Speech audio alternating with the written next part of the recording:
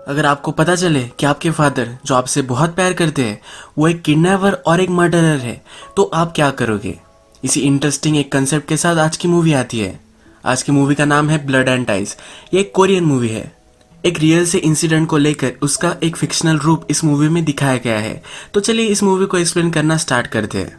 Movie start होती है और हमारी मेन कैरेक्टर जिसका नाम है देउन, ये हमें हॉस्पिटल बेड पर दिखती है। ये अनकॉन्शियस है और अपने पिता की यादें उसे आ रही है। बचपन से इसके फादर इससे बहुत प्यार करते थे। एक बार स्कूल में फादर इसे लेने के लिए आए पर ये कहीं दिख नहीं रही थी। फादर बहुत ही चिंतित हो गए थे। जब देउन उन्हें दिखी तो इसे गले लगा लिया था।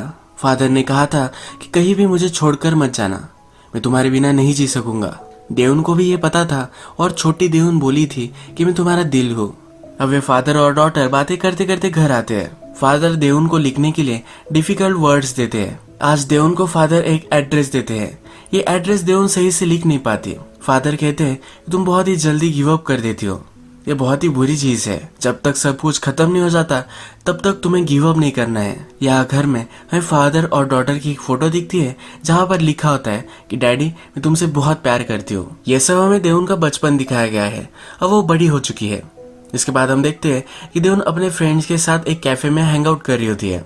यहाँ पर टीवी पर एक न्यूज चल रही होती है। ये जो न्यूज है ये किडनैपर और मर्डरर के बारे में है। 15 साल पहले एक आदमी ने एक बच्चे को किडनैप कर लिया था। जिस बच्चे को किडनैप किया था उसके फादर से बहुत सारे पैसे लिए थे। उसके बाद भी उस छोटे लड़के को मार डाला था।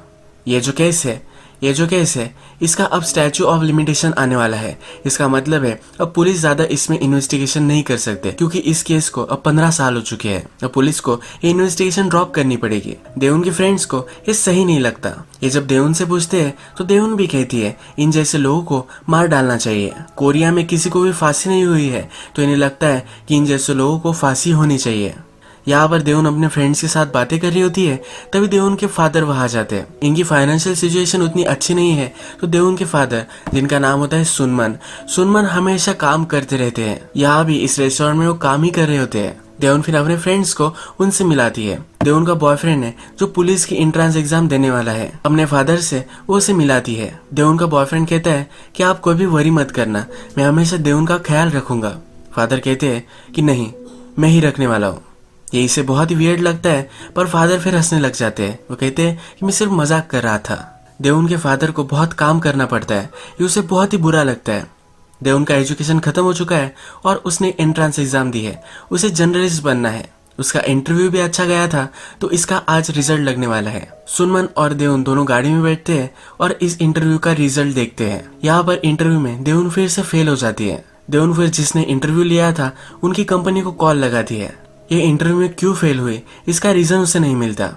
ये बहुत ही गुस्से में होती है। सुनमन को लगता है कि उनकी फाइनेंशियल सिचुएशन खराब है, इसी वजह से देउन को उसने लिया नहीं होगा। देउन थोड़ा सा नाराज होती है पर वो अभी और भी ज्यादा होपफुल होती है। वो कहती है कि मेरी और एक इंटरव्यू है, उसमें तो मैं सिलेक्ट हो ही जाऊंगी। ये दोनों अपसेट है तो देउन कहती है कि चलो हम एक चैलेंज करते हैं। घर पर एक वीक के लिए कौन बर्तन मांजेगा इसका इनका चैलेंज होता है। हमेशा इसमें देउन हार जाती है पर इस बार भी अपने फादर को चीयर अप करने के लिए वो रेस्टोरेंट में उन्हें लेकर आती है। इस बार भी फादर जीत जाते हैं।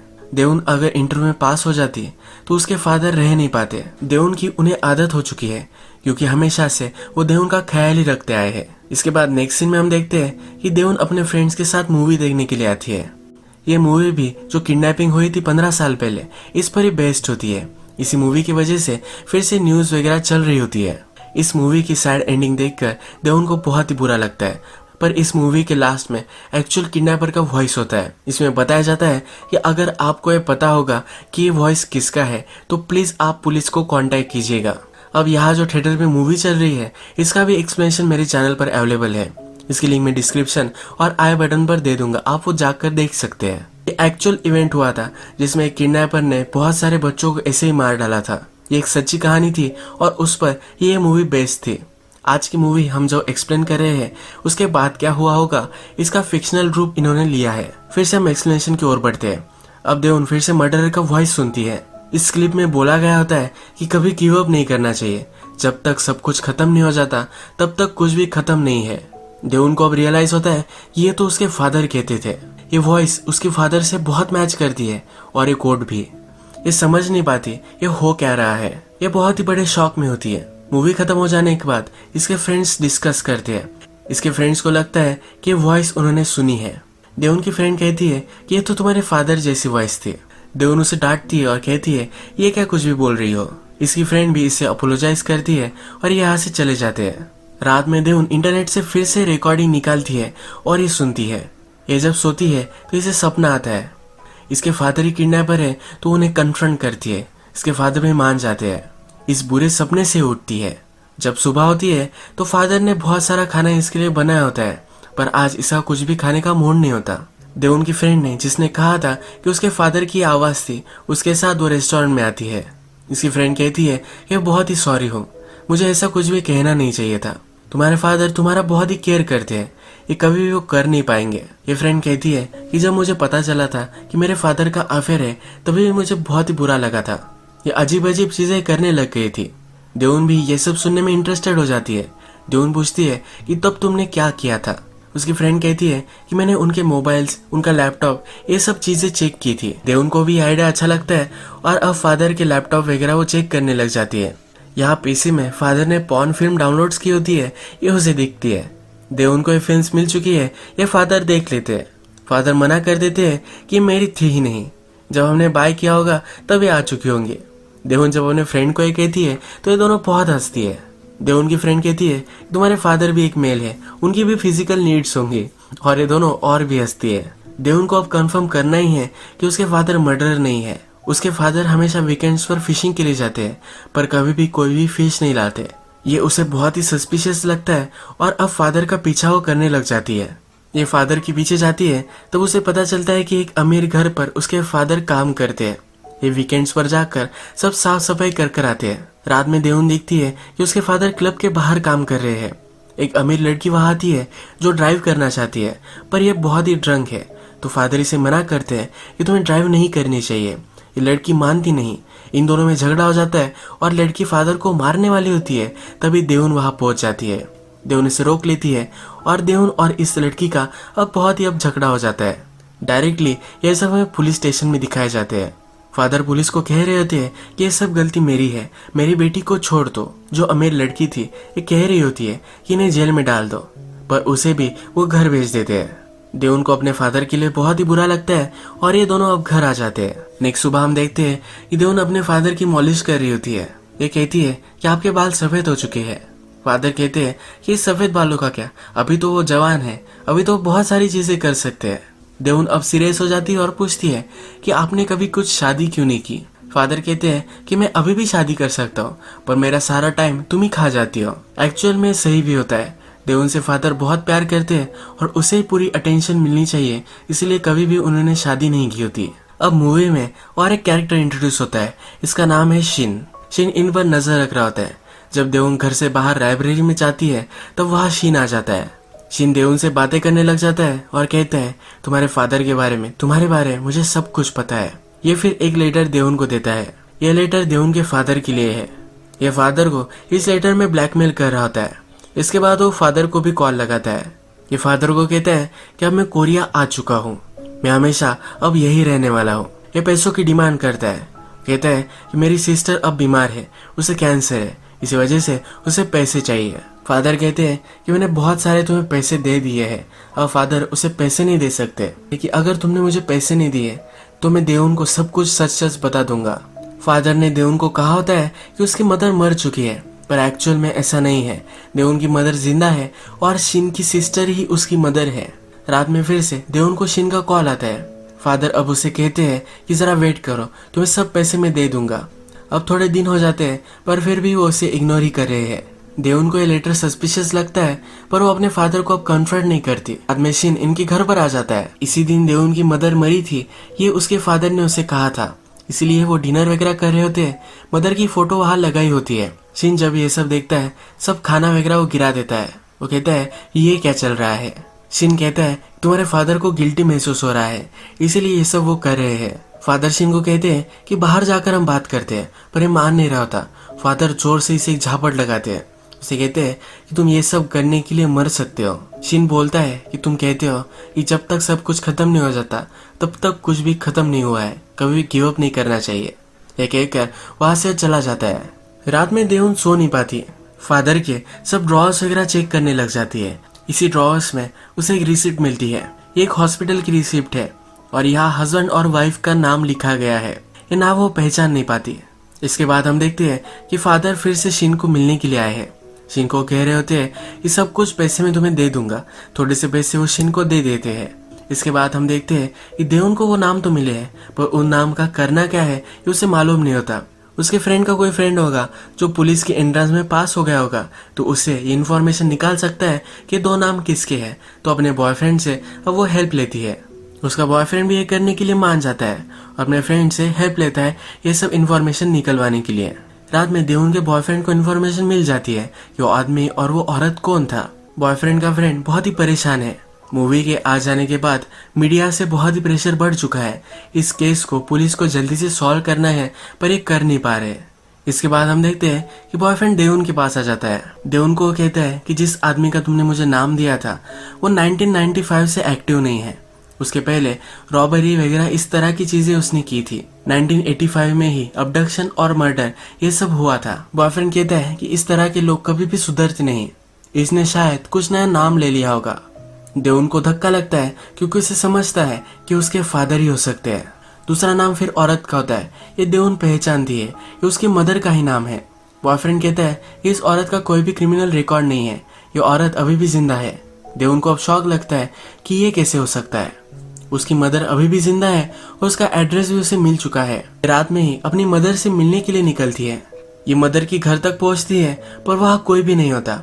ये रात भर वही रुकती है और सुबह पर उसे शिन वहां से बाहर आता हुआ दिखता है। ये शिन का पीछा करने लग जाते हैं।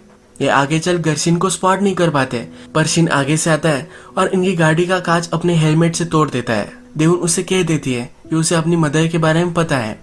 शिन को बहुत ही बुरा लगता है क्योंकि अब उसे पैसे नहीं मिल पाएंगे। देवुन को अपनी मदर से मिलना है। वो हॉस्पिटल में जाती है, पर उसकी मदर बेड पर होती है, उसे कुछ भी बात नहीं कर सकती। देवुन अब शिन से बात करती है। वो कहती है कि और एक चीज है जो मैं तुमसे पूछना चाहती हूँ। वो फिर मर्डरर की रिकॉर्डिंग शिन को सुनाती है। शिन को मालूम नहीं होता कि फादर मर्डरर है, पर अब उसे फिर से खुशी होती है या वो फिर से उसे ब्लैकमेल कर पाएगा। रात भर शिन घर पर नहीं आई थी, तो फादर बहुत ही वरीड हो चुके थे। शिन ने फादर को हॉस्पिटल में बुला लिया होता है। फादर शिन के पास आते हैं और कहते हैं कि चलो घर चलो, मैं सब एक्सप्लेन करूंगा। फादर कहते हैं कि तुम्हारी मदर ने तुम्हें छोड़ दिया था, मैं कैसे तुम्हें ये सब बातें कह सकता था। रात में घर पर जब ये होते हैं तो फादर कहते हैं कि मैं तुम्हें इन सब से दूर रखना चाहता था। शिन फिर अपने फादर को अंदर बुलाती है, उन्हें रिकॉर्डिंग सुनाती है। वो पूछती है कि मुझे अब सच सच बताओ कि तुम मर्डरर हो या नहीं हो। फादर कहते हैं कि कुछ भी मत बोलो, मैंने ऐसा कुछ भी नहीं किया है। जो मैं हमेशा बोलता हूँ, कभी भी गिव अप नहीं करना चाहिए, ये एक फेमस कोट है, इसलिए मैं बोलता था। शिन इस पर बिलीव कर लेती है। शिन कहती है कि मैं सॉरी हूँ, मुझे पता था कि आप मर्डरर नहीं हो सकते। नेक्स्ट सीन में हमें दिखता है कि शिन अपने बॉयफ्रेंड के साथ होती है। उसे उसकी बचपन की स्टोरी सुनाती है। ये कहती है कि जब मैं छोटी थी तो कुछ बच्चे मुझे बहुत ही तंग करते थे। एक दिन मैंने उसे बहुत मारा था। फादर को स्कूल में बुलाया गया। मैंने फादर को कहा कि मैंने किया ही नहीं है। फादर ने भी मुझ पर बिलीव कर लिया था। वो मुझसे बहुत प्यार करते थे। मैंने उन्हें कहा था कभी भी मेरे स्कूल मत आना, और उसके बाद वो कभी भी नहीं आए। देवुन अब रोने लग जाती है क्योंकि उसे अभी भी लगता है उसके फादर मर्डरर हो सकते हैं। देवुन फिर न्यूज पर सुनती है कि जिस लड़के को मारा गया था उसके फादर डॉक्टर है। जिस हॉस्पिटल की रिसिप्ट देवुन को मिली थी उस रिसिप्ट पर भी इसी डॉक्टर का नाम था। तो इन डॉक्टर के पास वो मिलने के लिए आ जाती है। वो अपनी मदर के बारे में डॉक्टर से पूछती है। डॉक्टर कहते हैं कि तुम्हारे मदर और फादर एक बेबी के लिए बहुत ही ट्राई कर रहे थे। डॉक्टर देवुन को देखकर अब खुश है। अब डॉक्टर के बेटे के इंसिडेंट के बारे में देवुन बात करने लग जाती है। देवुन पूछती है कि जो वॉइस था, इसके अलावा तुम्हारे पास कुछ सबूत है? किडनैपर ने रिटर्न नोट्स दिए थे। ये नोट्स डॉक्टर देवुन को दिखाता है। इस नोट्स पर एक एड्रेस है। देवुन को याद आता है कि उसके फादर ने उसे एक एड्रेस लिखने के लिए बोला था। ये वही एड्रेस है। देवुन वहां से जल्दी से चली जाती है। इसे बहुत ही शॉकिंग लगता है। ये फिर घर पर आती है। जो एड्रेस, जो हैंडराइटिंग उसके पास है, वो अपने बचपन की हैंडराइटिंग से मैच करती है और ये पूरी तरीके से मैच कर रही है। अब अपने फादर को कन्फ्रंट करती है। उसके फादर इन सब को मना कर देते हैं। कहते हैं कि किसी की भी हैंडराइटिंग हो सकती है, देवुन को सिर्फ सच जानना है, और उसके फादर अभी भी मना ही कर रहे हैं। अब इसके बाद हमें पुलिस की इन्वेस्टिगेशन दिखती है। देवन ने अपने फ्रेंड को 2 नामों का पता निकालने के लिए कहा था। जब बॉयफ्रेंड ने ये पता निकाला तो पुलिस स्टेशन में उनके सिस्टम में यह फ्लैग हो चुका था। पुलिस के बॉस को जब ये पता चला तब और भी इन्वेस्टिगेशन हुई। पुलिस को भी पता है कि फादर और डॉक्टर इन दोनों में कनेक्शन है, तो अब फादर एक प्राइम सस्पेक्ट बन जाते हैं। पुलिस रात में घर आती है और दरवाजा खटखटाती है। देवन अपने फादर को कन्फ्रंट कर ही रही थी पर वो अब छुप जाती है। पुलिस का पीछा करते करते डॉक्टर भी वहां पहुंच जाते हैं जिनका बेटा किडनैप हुआ था। ये सिर्फ देवन के फादर की आवाज सुनना चाहते हैं। देवन के फादर जब बोलने लग जाते हैं तब इस डॉक्टर को 100% कन्फर्म हो जाता है कि यही मर्डरर है। ये उस पर झपक पड़ते हैं और बहुत मारने लग जाते हैं। पुलिस फिर इन्हें रोकते हैं। मारते मारते फादर बेहोश हो चुके थे। इन्हें हॉस्पिटल में ले जाया जाता है। हॉस्पिटल में फादर अनकॉन्शियस है और इन्हें फिर से कॉन्शियस में आने के लिए 2-3 दिन लग सकते हैं। डॉक्टर डिटेक्टिव से पूछते हैं कि क्या अब ये केस खत्म हो जाएगा। डिटेक्टिव कहते हैं कि कॉन्शियस में आने के बाद हम देवन के फादर को वॉइस सैंपल निकालने के लिए बोलेंगे। अब 15 साल हो चुके हैं तो ये सैंपल मैच करना बहुत ही डिफिकल्ट हो सकता है। डॉक्टर को बहुत ही बुरा लगता है। पुलिस अब देवन के घर की सब छानबीन करने लग जाते हैं। देवन के पास सबूत है, उसकी हैंडराइटिंग वो पुलिस से छुपा कर रखती है। पुलिस को घर में कुछ भी नहीं मिलता। देवन जब अपने फ्रेंड से मिलती है तो उसकी फ्रेंड उसे कहती है कि अब मैं थोड़े दिनों के लिए तुमसे मिल नहीं सकती। वो अब डर रही है कि पुलिस उसे भी क्वेश्चन कर सकते हैं। देवन को उसके प्रोफेसर ने बुलाया होता है। जिस प्रोफेसर ने उसे लेटर ऑफ रिकमेंडेशन दिया है वो अब उसे बोल रहे हैं कि मेरी अब इज्जत दांव पर है। ये प्रोफेसर भी बहुत डरे हुए हैं।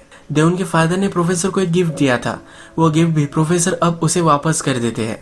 प्रोफेसर देवन को बहुत ही हेल्प करते थे तो फादर ने एक लेटर लिखा था जिसमें वो बहुत ही थैंकफुल थे और एक गिफ्ट भी प्रोफेसर को दिया था। देवन रात में हॉस्पिटल में आती है।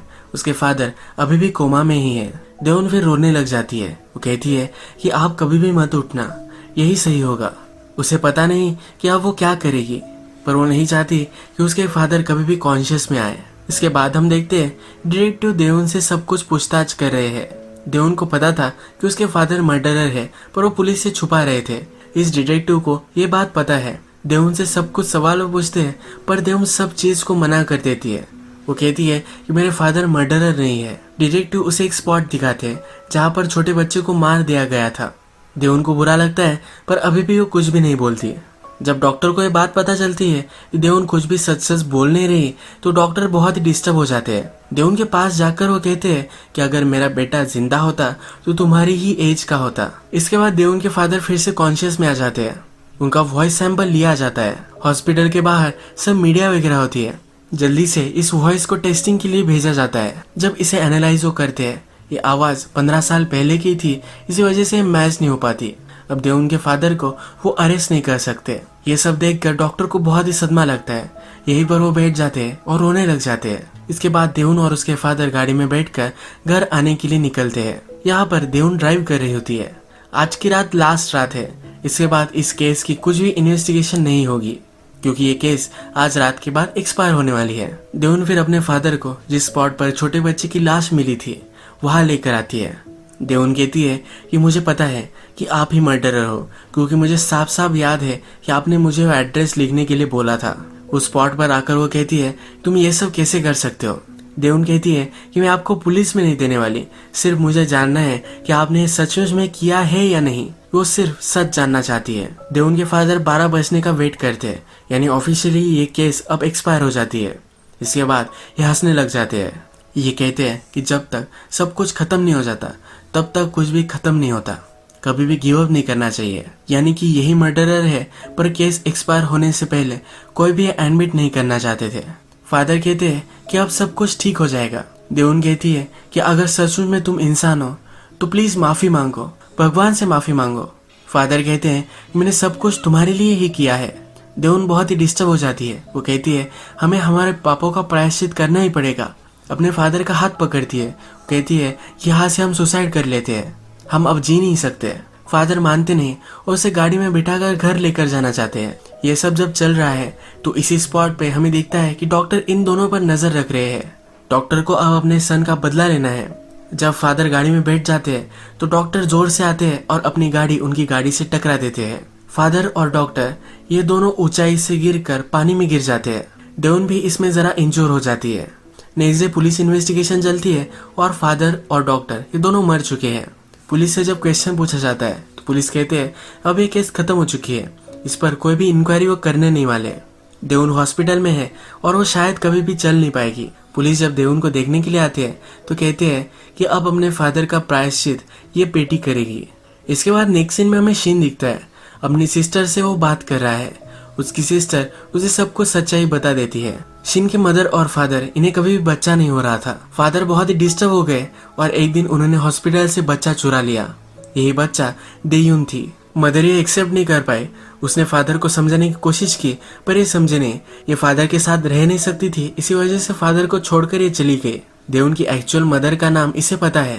ये सब वो शिन को बता देती है। शिन भी देउन की एक्चुअल मदर को कॉल लगाता है और देउन कहाँ है ये बता देता है। इसके बाद देउन के हॉस्पिटल का नाम बदल जाता है, ये हमें दिखता है, यानी कि उसकी मदर ने उसे ढूंढ लिया है। फ्लैशबैक में हमें दिखता है कि शिन को पता था कि देउन के फादर ने देउन को किडनैप किया था, पर देउन के मदर फादर कौन थे ये उसे मालूम नहीं था। अब मर्डरर यानी कि देउन के फादर को भी ब्लैकमेल करने लग गया। देउन के फादर ने किडनैपिंग से जो भी सब पैसे कमाए थे ये सब उन्होंने शिन को दे दिए। देउन के फादर फिर साइकोपैथ की तरह देउन से प्यार करने लग गए। अब इस मूवी में जब देउन को सब कुछ पता चला तो हमेशा से कन्फ्लिक्ट में थी, क्योंकि उसके फादर एक अलग ही कैरेक्टर थे। हमेशा से उसका केयर करते थे। उसे कुछ समझ में नहीं आ रहा था कि उसके फादर भी ये सब कर सकते हैं। जब उसे पता भी चल गया था तब भी अपने फादर को ही प्रोटेक्ट कर रही थी। उसके मन में अभी भी उसे लग रहा था कि उसके फादर ये नहीं कर सकते। अपने फादर का जब उसे असली रूप पता चला तब उसे पता था कि वो जी नहीं पाएगी। उसका एक्सीडेंट हुआ और वो अनकॉन्शियस है, पर लास्ट में हमें दिखता है कि उसकी आंखें खुल जाती है। सब कुछ बुरा ही हुआ है पर जीने की थोड़ी सी उम्मीद उसे आ जाती है। यही आज की वीडियो हम खत्म करते हैं। अगर आपको ये वीडियो अच्छा लगा तो प्लीज़ इस वीडियो को लाइक कर दीजिएगा। मैं बहुत सारी इस तरह की मूवीज लेकर आता रहता हूँ, तो प्लीज़ चैनल को सब्सक्राइब कर दीजिए और बेल नोटिफिकेशन आइकन दबाना भी मत भूलिए। हम फिर से मिलेंगे और एक नई मूवी के साथ। तब तक के लिए थैंक यू और आप अपने आप का ख्याल रखिए।